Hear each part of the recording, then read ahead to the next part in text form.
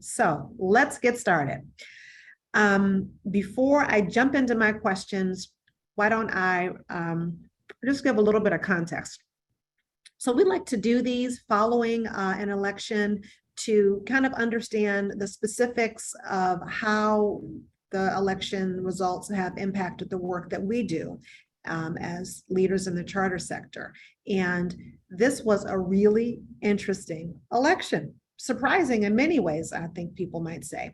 So I'm going to actually just start with the little quick round robin here. And I'm going to ask each one of you, before we get real specific, what's your initial take on the outcome of these elections and the impact that you think it's going to have generally on education? Now, Vic, you're unmuted, so I'm going to pick on you. We're going to get started with you first. I think I'm unmuted because I can't always figure out how to mute myself. That's what I get. Thanks, Debbie, and thanks for having me here. I always appreciate the chance to be with my friends at the National Alliance. A couple things I guess I'd say. First, a quick summary of where things stand, at least at the federal level. At the moment, it's a 50-49 Senate in favor of the Democrats. The House, right as we speak here, is 218-11 in favor of the Republicans, which means the Republicans have officially taken over the majority in the House. There are still 6 undecided seats. We expect them to break roughly equally. So in the end of the day, it's likely to be about somewhere in the neighborhood of 220 to 215 or 221, 214, some version of that in terms of the makeup of the House. What this means for us in a big picture, and I know we'll get into education policy as well here. Big picture, Senate Democrats keep control of the floor. If they win in Georgia, it means that they'll actually have a majority and won't have to rely on the vice president to break ties. And that means they'll be able to move things like nominations and bills a little bit quicker, and they won't have to jump through as many hoops as they did with the 50-50 tie. On the House, it's a huge change. The margin's about the same, ironically, but all of a sudden now it's the Republicans in charge instead of the Democrats. That means the Republicans will be in charge of what comes to the floor. It means they'll be doing oversight over a wide range of issues, including education and potentially even oversight over charter schools kinds of issues. It means they'll be controlling the committees and have a majority on the committees. Very big change. In the Senate, the rules are kind of fuzzy, and every senator has an ability to influence what happens. In the House, it's just the opposite. The majority party controls everything, and being in charge of the House means if they can stick together, the Republicans can push a lot of things through that body. House and Senate still will have to agree on things before they go to the president, and that all by itself is going to be a big challenge. A couple of other things worth noting. Some of it is breaking news as we speak here. There are new people going to be in charge. In the Senate, the leaders are likely to be the same, with Senator McConnell on the Republican side and Senator Schumer on the Democratic side as majority leader. But in the House, literally within the last few minutes, current House Speaker Nancy Pelosi just said she's not going to run to be the top leader for the House Democrats, as did her number 2, Steny Hoyer, also said he's not going to run for the leadership next Congress as well. So that means in the House, we have several things going on. One is new House Republicans taking over. Kevin McCarthy appears at the moment to be the likely next speaker. McCarthy's been in the leadership for a long time, but he has not ever led the full House as speaker and as the guy in charge of everything. There's a whole new slate of folks on the Republican side who have not had to deal with the responsibilities of governing the entire institution. That's a big change. At the same time, on the Democratic side, we have an entirely new slate of leaders. Half the people in this town out here have not even been here when Nancy Pelosi has not been the leader of the House Democrats. And so it's an entirely new generation who'll bring new people with them, new staff, and have to get their agenda together and just do simple things like move offices and things like that. So Wow. lots and lots. This is a lot, Vic. This is, and I hadn't heard about Steny. Now I did hear about Ms. Pelosi this morning. Yeah, And just happened. I just saw it on the TV screen up here that I'm watching out of one eye here. holy moly. Okay, this is big stuff. So lots of new things happening. Lots of new things. Okay.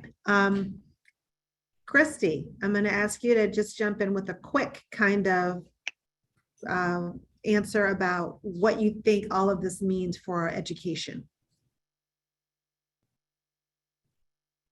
Yeah, well, I think, yeah, a little bit later, we'll get into the specifics of what this could mean for congressional priorities. But I mean, I think that in short, we're much better positioned for defense. We have a thicker firewall with a Republican House than we had before. We will not have to deal with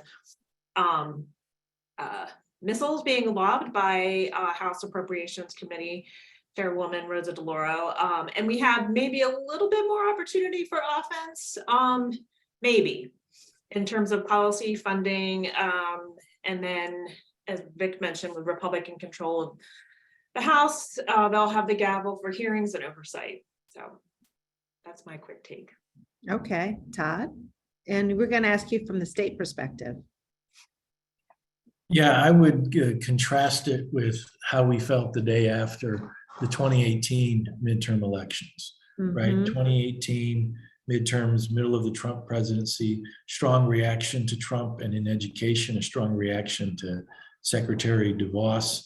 And what that meant was we had a lot of more progressive Democrats get elected to be governors and state legislators who were opposed to us in a lot of cases, which meant we were on our heels in a lot of states in the 2019 and 20 sessions.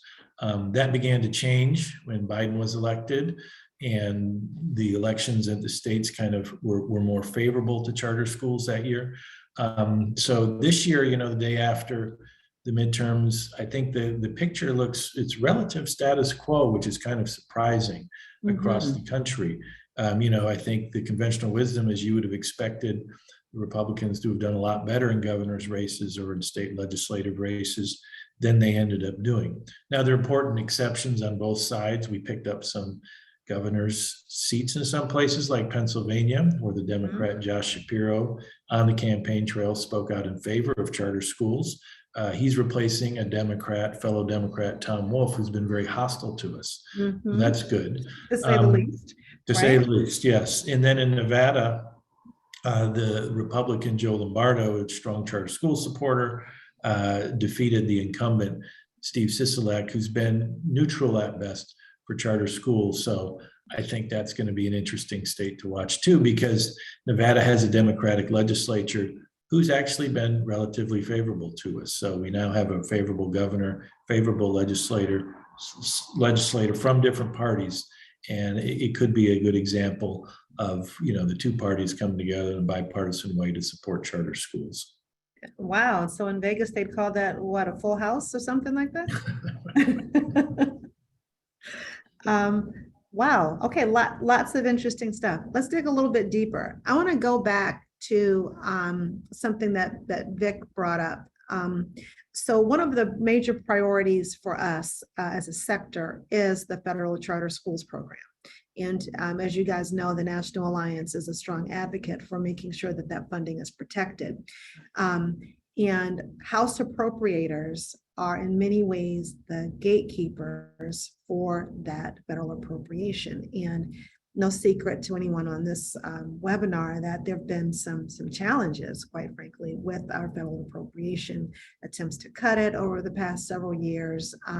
So with this change, we're going to have a new chair of the House Appropriations Committee. Yes, Christy? Okay, any thoughts on who that might be?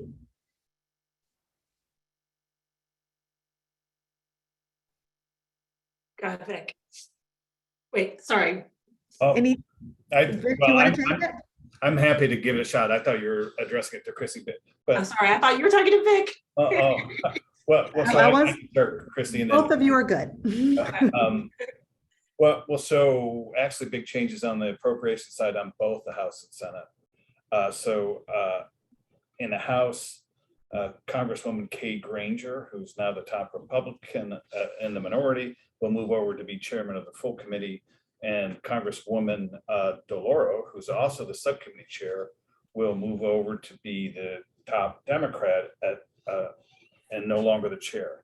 At the subcommittee level, DeLauro will still probably be the top Democrat, so we'll still have to deal with her in some way, and she'll still be an important person in our world. But the top Republican is likely, well, I don't even know if I can say this. The top Republican currently is Congressman Tom Cole from Oklahoma, who's a huge supporter of ours. Yeah, well, that's good news. But yeah.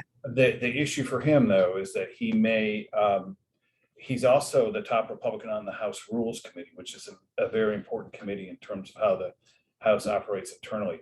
He may not be able to serve in both positions. So he'll have to get a waiver, and we'll have to see how that goes. We're rooting for him, but a lot of this is internal politics, and we just aren't going to know this for a while. I should also point out, Debbie, though, that there are changes in the Senate as well.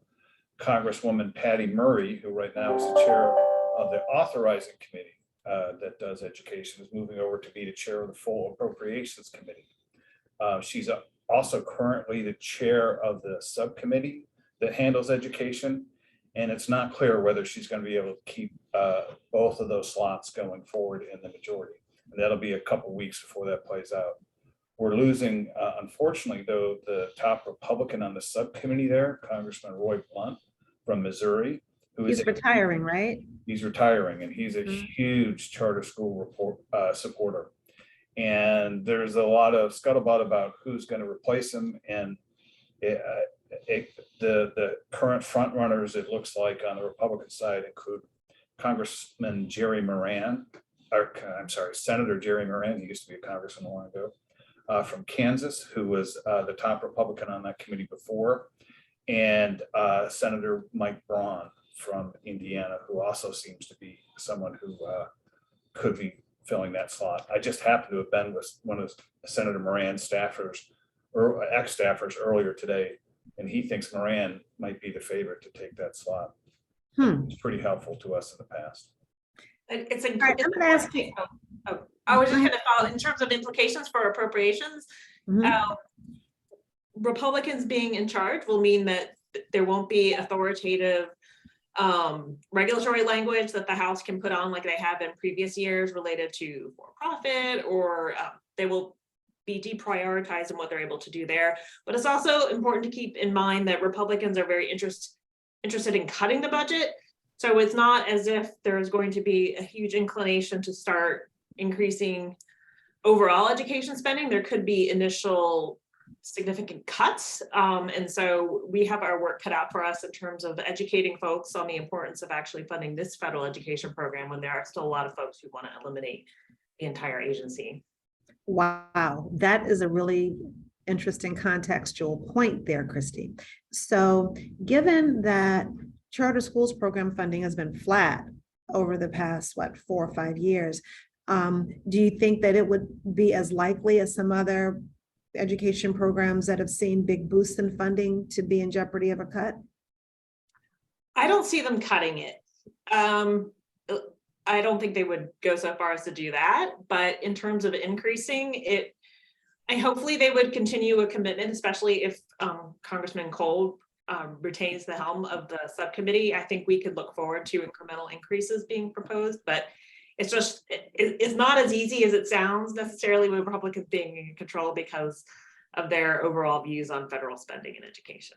So don't pop the champagne just yet. Yeah. No, but our odds have increased. I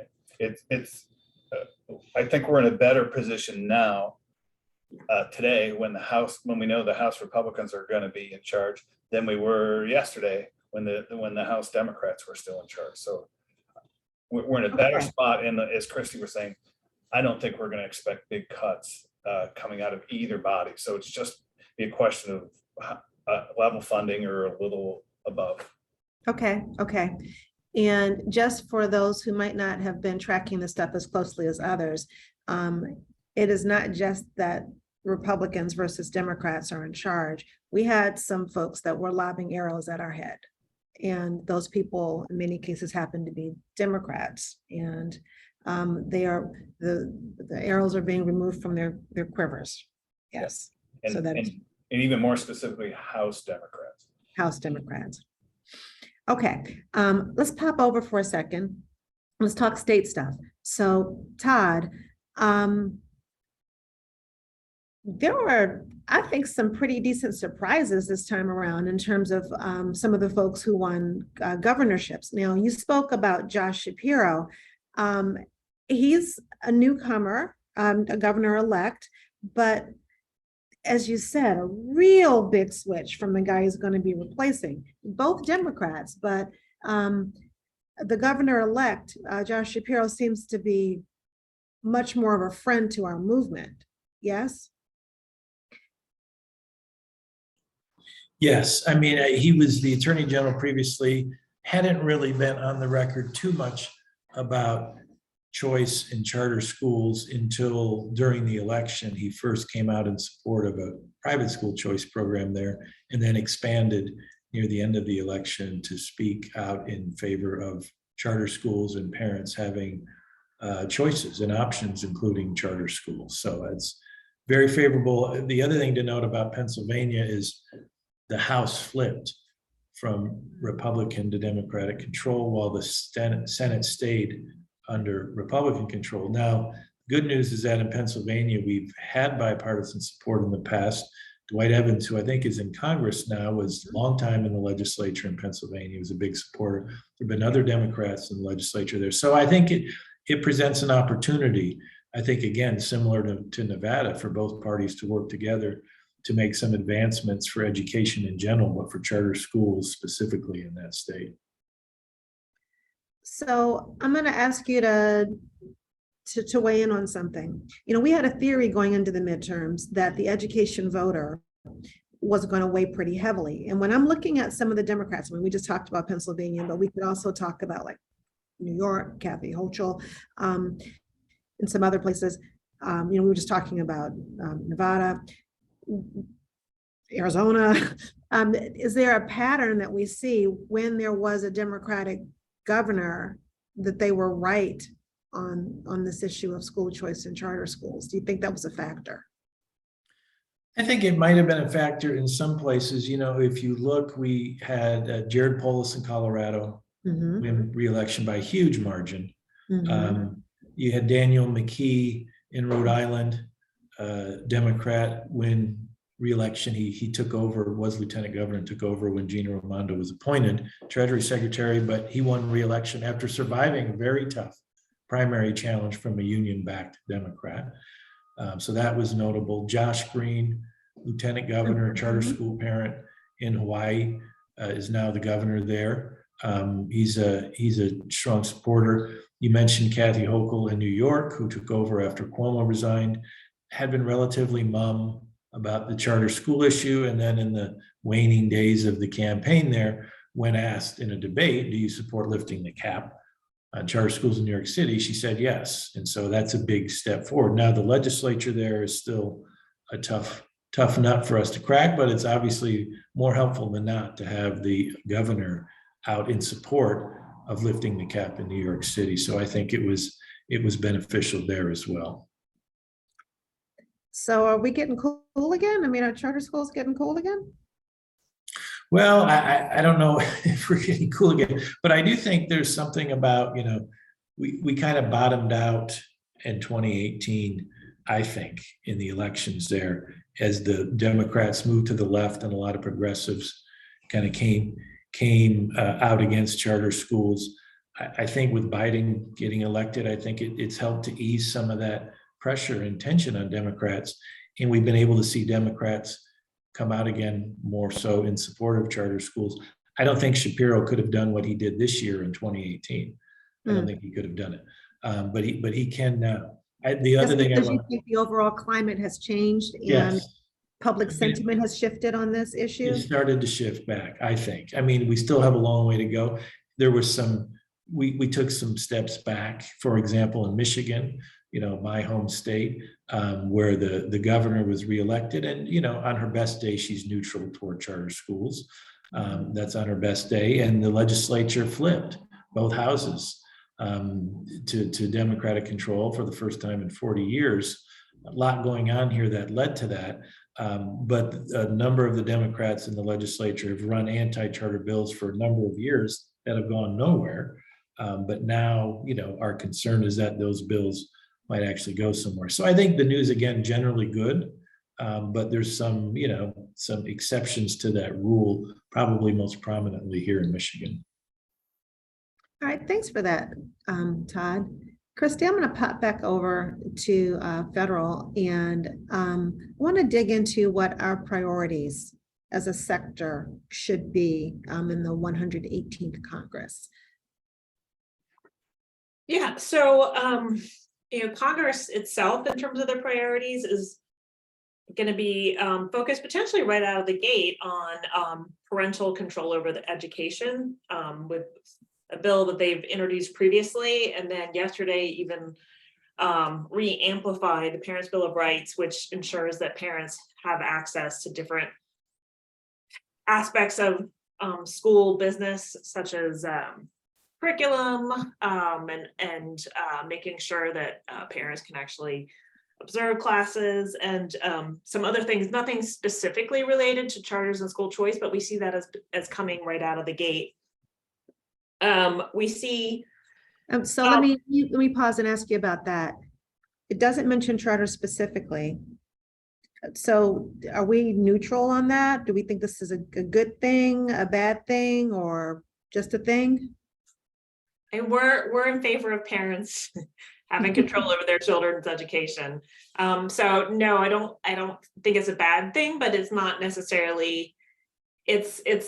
It's more of a messaging piece, I think, likely for the House. It's not going to get something that's going to get signed into law, but it is potentially going to be an important framing document. They immediately also, in their communications yesterday about priorities for education, talked about expanding school choice, so that 1 million more students can access the school of choice, and charter schools are going to be part of that. I think now what the legislative vehicle will be or how they do that, who knows? But it does definitely seem to be a priority. I think that in terms of the House Education and Workforce Committee, as it will revert back to, Vic said, we don't know who the chairman or woman is going to be, but there will certainly be an emphasis on oversight, and they will likely look at the Department of Education, potentially staffing related to the charter schools program, potentially the process that they use to develop the education charter school regulations. So it does make it easier for us, though, with having a Republican House, to ensure that charter schools have access to funding. While we were certainly able to accomplish that with ARP, ESSER funds, it takes a certain amount of work and political capital to ensure that we're equitably treated. We will be able to do that more easily, and because we might have opportunities for offense, there could be ways that we provide additional funds for charter schools outside of appropriations bills or other legislation that could be moving. In a perfect world, that would be really great. We can also, since if we have to spend less time on defense, we can try to get more flexibility and autonomy for charter schools, and whatever legislative vehicles are moving in the K-12 space, but also potentially in the charter schools program, and fix, like, for example, the state facilities incentive grant program, which very few states benefit from. So those are just some examples of what we see, in addition to what we always do on behalf of the charter schools program, and trying to make sure that that reaches as many schools and states as possible through its funding. Vic, would you say we're coming into an offensive moment or defensive moment, or maybe is it a bit of a mixed bag, and why? I think oh, go ahead, Vic. I wasn't. I thought you said Vic. I absolutely did say Vic. Okay. I haven't turned up my hearing aids today. Debbie, I think I'd say it's both. So it's offensive in terms of we're going to continue to work with Congress to try to move the ball forward on funding and a handful of other issues like flexibility and the facilities program that Christy was talking about. And we have a real shot to try to advance our issues at least incrementally in the next couple of years. It's defense in the sense of, I'm sure everyone on this call is familiar with the tail chasing we had to do during the Biden administration's regulatory proposal on the charter school program. Mhm. The administration still will have the ability to issue regs and guidelines and things like that that could be a problem for us. None of us are projecting if they're going to be a problem, and we're certainly hopeful they're not. But Mhm. we have to be very vigilant and watching out for a reoccurrence of what we went through before. So in that respect, we'll be playing a little bit of defense too. And there's always, one thing that we always know as we head into 2 years of a new Congress is we don't know what we don't know. And there could very much be other things that pop up as time goes on that we'll have to react to, sometimes defensively and sometimes offensively.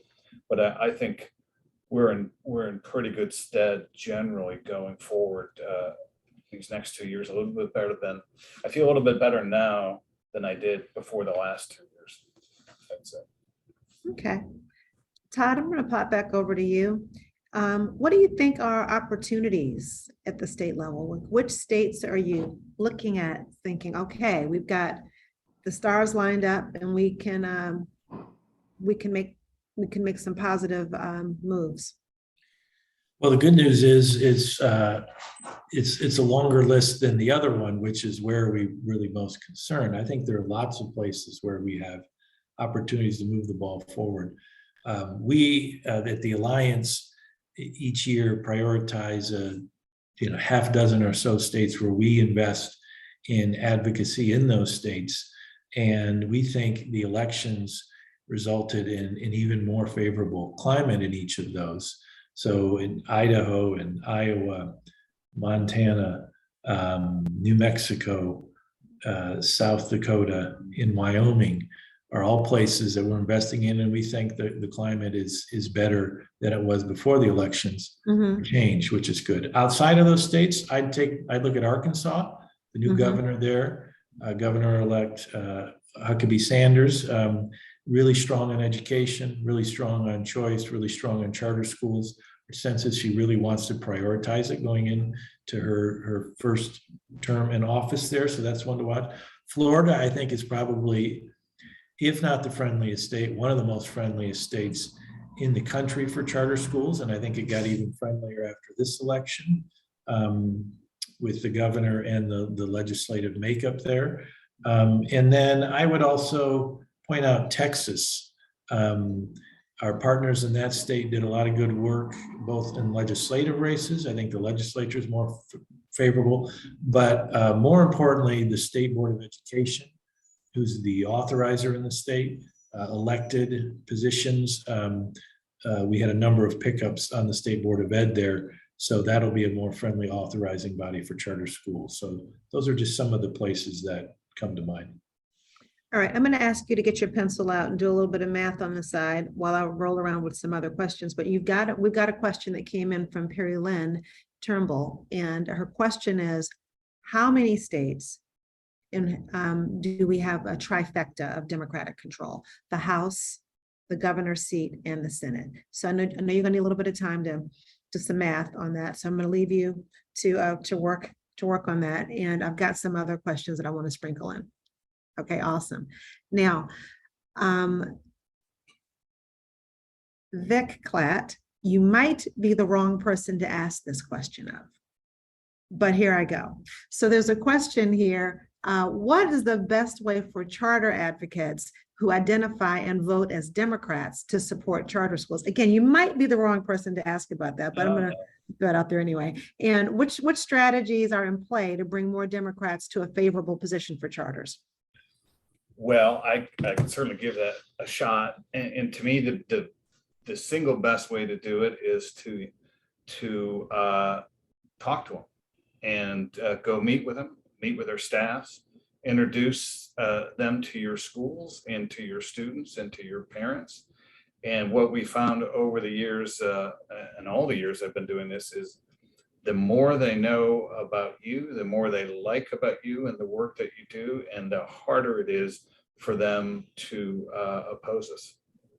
So to me, whatever outreach efforts you can take to get to know these folks and show them up front, up close and personal, the kind of work you do, and also to give them whatever kind of data you have that can show concrete results, I think will really help move the ball forward. Thank you for that. Christy, I've got one for you.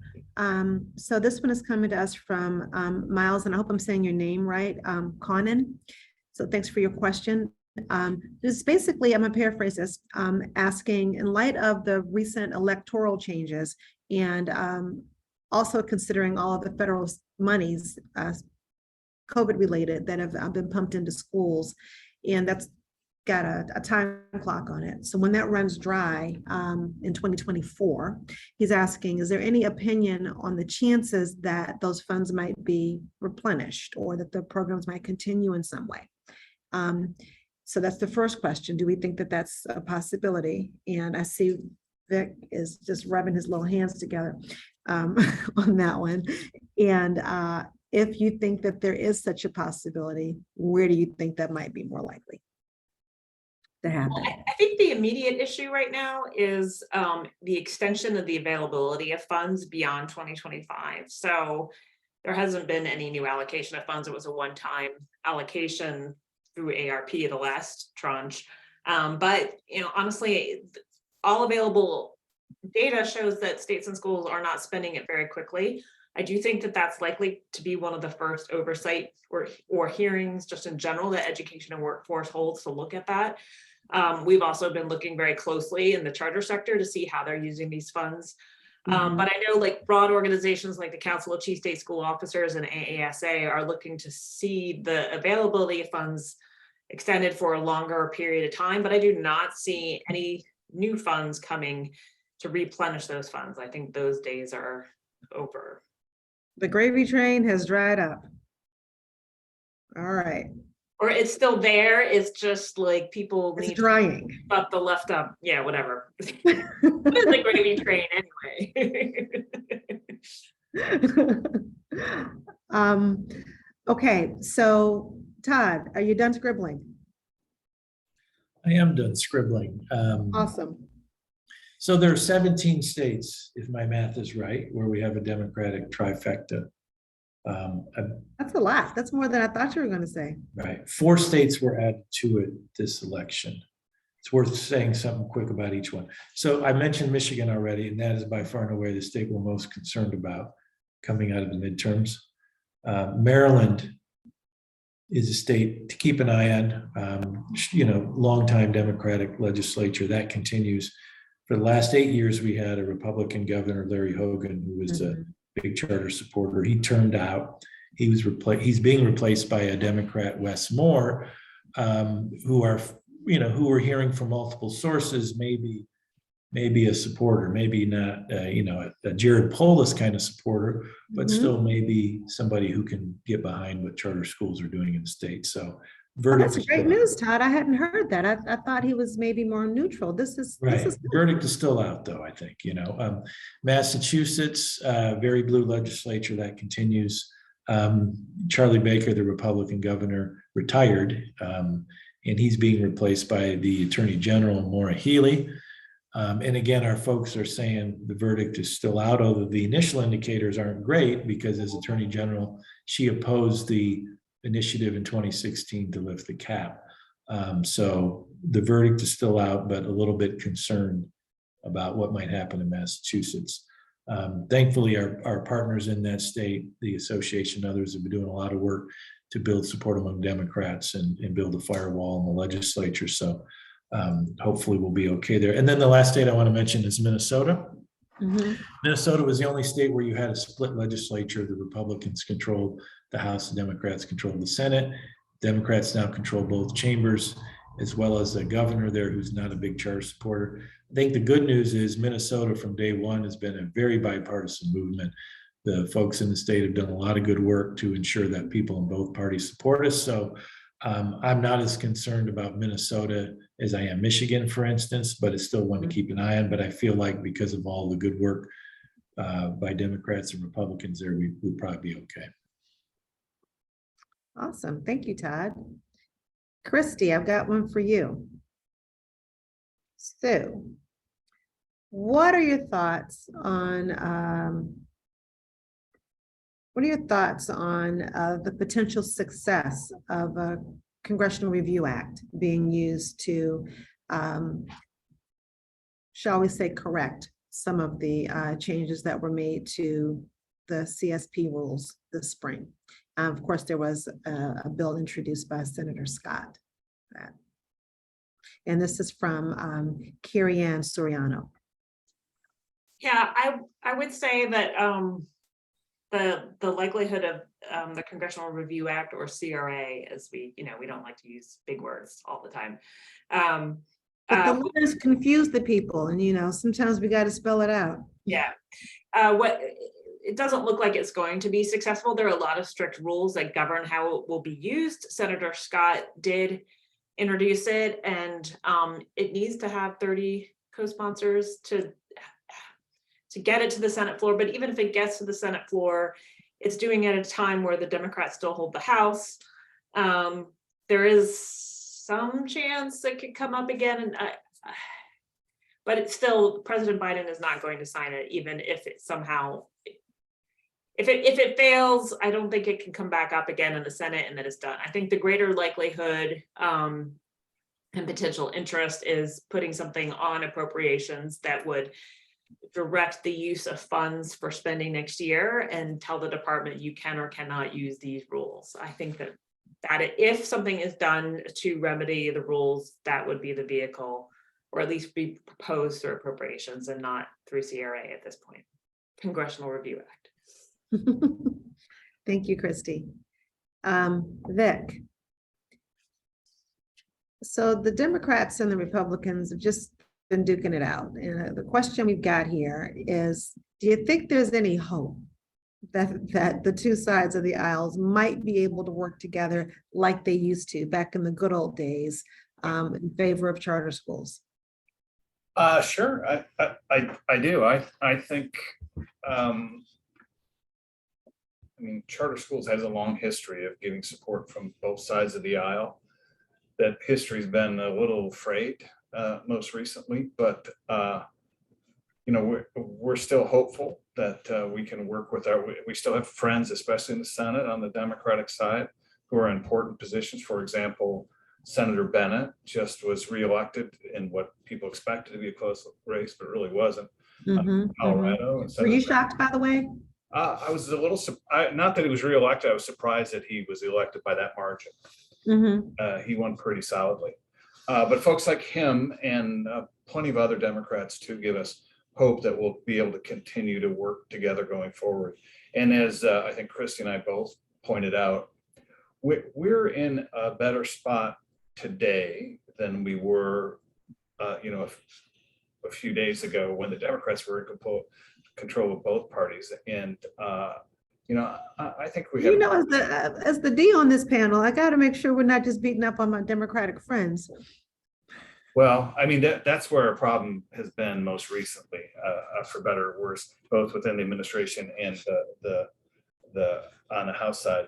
But we make every effort to work with folks from both sides of the aisle, and we're going to continue to do that. And I think we've got a real shot of continuing to strengthen the bipartisan support that we have on both sides. Thank you. And that question came to us from Bill Filios. Todd, I'm going to pop back over to you for a moment. So Tressa Pankovitz would like to know from you whether you were likely to see more voucher programs in the states, and if so, how do we think that's going to impact charter schools? What's our posture? First, for the record, I am not a Democrat or Republican, Debbie.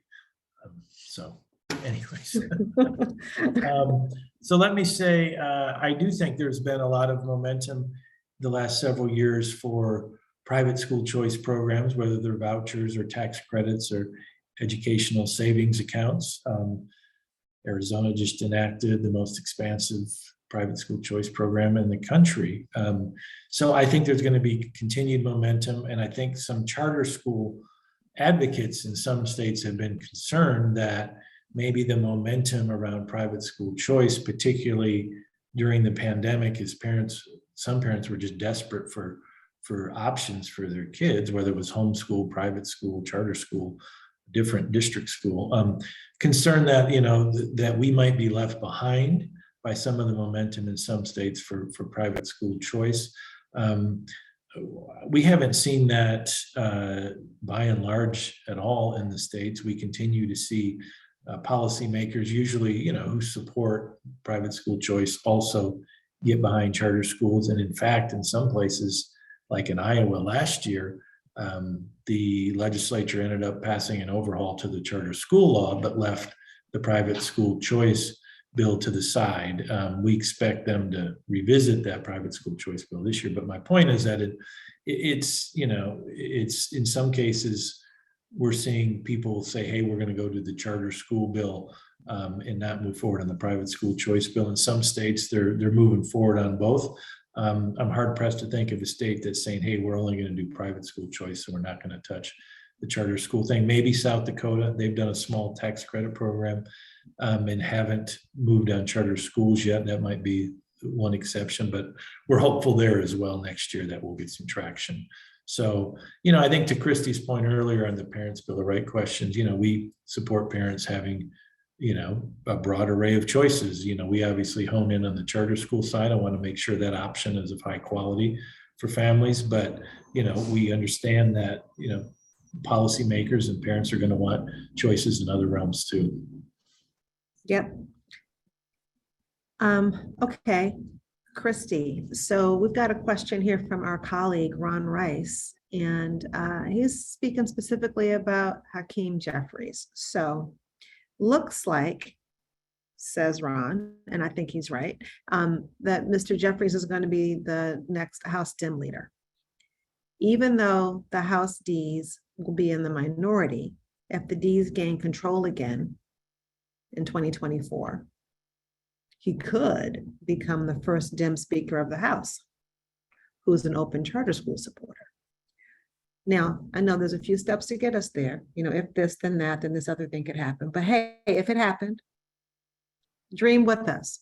What might that mean for the CSP?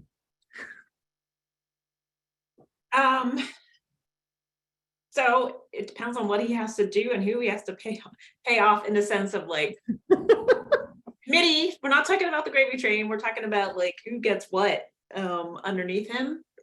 If Rosa DeLauro goes back to being chairwoman of appropriations when Mr. Jeffries is potentially speaker, we still have that to deal with, and he has to decide whether or not to step in and override. The same with Clyburn. Right now, it's difficult sometimes in leadership to step into committee business, especially if they're trying to delegate and have regular order and have those committees do the work. Not that being said, it would be great, I think, and certainly a welcome change to what we've had. And because of that, I think it's hard to know how it would play out. But certainly we would want that instead of the alternative. And, yeah. Mm-hmm. Okay, I've got a question coming for you, Vic, but Todd, in the meantime, I want you to get your pencil out again. And I'd like you to take a shot at giving us a summary of how the union-backed candidates fared in these state races. And so I'm going to come back to you after I ask Vic his question. Okay, so Vic, let's talk about Parents' Bill of Rights, parent choice. So we've got a question here from Stacy Gautier, and I hope I'm pronouncing your name correctly. How do we feel that like the LGBTQ I have to say it slowly because I always get the alphabet wrong.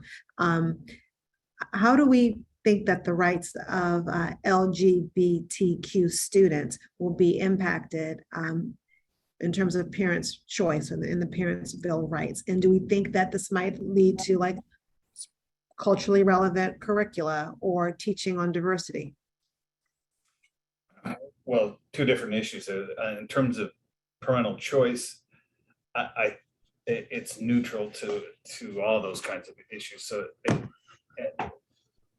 I'm not sure it has an impact one way or another on choice.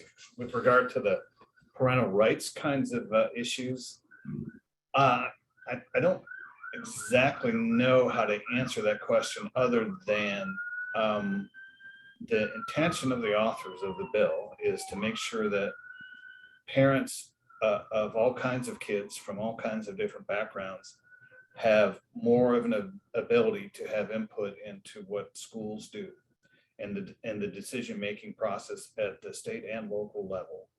And I would imagine those kinds of issues affecting those kind of communities will be raised in that context. I don't believe the bill addresses them specifically, but certainly their intention is to make sure that these kinds of discussions on issues like this and all kinds of other issues are had where the folks who are promoting this believe where these kind of decisions are made at the local level with as much input from parents as possible. That's about as much as I can say on that issue, I guess. Thank you. Todd, you done with your math? Yes. So one way to look at it is if you just look at the governor's races and kind of just look at how many of them support us. Of the 36, I think of those, we have 21 folks who are pretty solid supporters of us. So just on that indicator alone, they didn't have such a good night. But even so, there are 5 people who are kind of neutral. And the one I want to point out, well, first of the 21, I think Florida is interesting, right? Because you had Governor DeSantis winning re-election against Charlie Crist and his lieutenant governor choice, who was the president of the Miami-Dade Teachers Union. So I think that's a pretty strong rebuke there. I tried to tell him that was a bad idea. I'm a new Floridian. Yes, bad idea. And he paid the price. There are, 5 of the 36 we kind of consider neutral, and one of them I want to point out is the new governor of Arizona, Katie Hobbs, was Secretary of State. Union was really behind her, but she's also a charter school parent. She had, I think her daughter since graduated. I think it was her daughter attended a charter school in Arizona. And I think is one of those people we would consider, even though she's not a strong supporter, she's very reasonable Democrat on these issues, right? So again, the union backed her, but it's not like they got somebody who's going to do their bidding like they have in other places, like in Wisconsin. So Wisconsin is a place where the unions did well in the governor's race. The governor, Tony Evers, not a charter fan at all, longtime establishment person, big backing from the union. He won re-election in a very race. At the same time that Senator Ron Johnson won re-election too. So it was an interesting case where, and we saw this in a number of states, right, where voters split their votes in governor's races. In Senate races, Nevada is another example. They elect Joe Lombardo, Republican. They re-elect Senator Cortez Masto, a Democrat, to the Senate. Yeah. So I think overall, the unions, while they had some wins overall, I don't think they had a great night. In terms of looking at it from this perspective of governor's races and legislative races, we have more supporters than opponents at the end of the day as a result of these races. Awesome. Thank you for that. Todd, I've got a follow-on question, which is also from Stacy Gautier. And this is related to what I just asked you to tabulate. Do you think that unions are at all going to soften their position and stop fighting so hard against charter schools? Will there be peace in the land? Or do we think that they're going to continue to really make charter schools the center point of their strategy? The short answer is no, they're not going to stop. They haven't stopped for 30 years and they're not going to stop now. I don't know if they're going to make charter schools the center point of their kind of anti-reform strategy, but we're definitely going to be a priority as they work on education issues to re-regulate us, to make authorizing only in the hands of districts, which they control, to cut our funding, to put in caps. That's not going, that stuff from them is going to continue. And we're going to have to continue to defend it, and again, I pointed out Michigan a few times, Michigan is going to be a place where that stuff's coming full steam ahead, even in places like California, where it's still tough for us out there, a little bit better after the elections. A lot of people did some good work out there, so we have some more support in the legislature, but still a place where we're going to be on the defense from a lot of this stuff. So again, the short answer is no, they're not going to stop coming, and we got to be ready to carry the day on defense, but also go on the offense and carry the day on offense. Okay, I've got a question from our friend Joe Nathan, and this one I'll open up to anyone of you who wants to take it. It's not specifically related to the election, but I think a really great question just for a number of people who are in the trenches doing this work. So he notes that opponents of charter schools around the country are increasingly acknowledging that some charter schools are helping some students. Schools, and thus it hurts more students than it helps. So this is not a new criticism, but it persists. And his question is, how do you respond to that? Or how do you think that those of us doing this work in the sector should respond to those types of comments?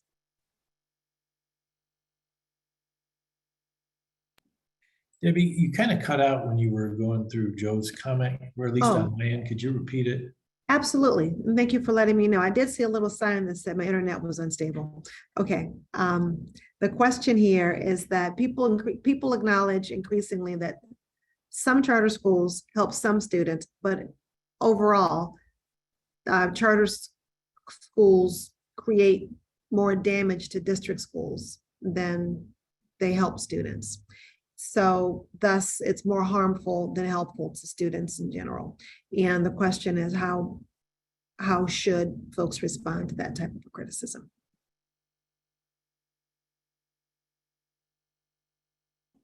Well, you're a messaging guru, Debbie, so I would actually call you if I got a question.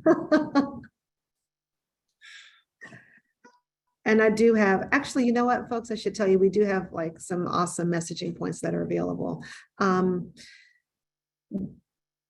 Shall I take that one, or does anyone on the, okay, people want me, okay. Thanks, Joe Nathan. I think one of the problems that we have is we as a sector will tend to answer emotional questions with data. And we have to answer emotional questions with emotional responses. And I always like to remind people of how life-saving these schools are. And sometimes I'll use well, I won't use that analogy again today, but even though you can't save every kid through a charter school, we want to save as many as we can. And it's not a reasonable excuse to not save literally the trajectory of a child's life, or as many as you can, because some people don't understand the importance of doing that, or the benefit that we bring as a sector. So I generally say something like that, but Joe, I'll follow up with you and give you some talking points. Always happy to do that. Guys, we're at 2 minutes to closing, and we've got one question remaining. And Todd, that one's going to come back to you. So we've got a question here about Pennsylvania and Senator-elect Fetterman. What do you think of, why do you think this is going to play out for us as a sector with Fetterman being in the Senate, Neil? You got any kind of sense? I didn't mean Todd. I'm sorry, that's not Todd. Forget I said that. That's Vic. Vic, do you have any sense of what committees he might be interested in serving on, or how he might be helpful or not so much to our work? Honestly, in terms of charter schools, I really don't know. My sense is that we may have to get in and see him as soon as we can to sort of educate him about all this kind of stuff and educate him about the important work that's gone on in Pennsylvania and other places when it comes to charter issues and education issues as a whole, before the unions grab onto him and try to convince him of the opposite point of view. And it'll probably be a bit of a challenge, but he does seem to be the kind of, at least he ran as the kind of guy who's open to new ideas and to supporting things that work. And we could certainly make the case that charter schools have worked throughout the country, including in his state, and that ought to help us. Awesome. Thank you, Vic. Thank you, Christy. Thank you, Todd. We are exactly at 2 o'clock. This has been a fun hour for me. I always enjoy these.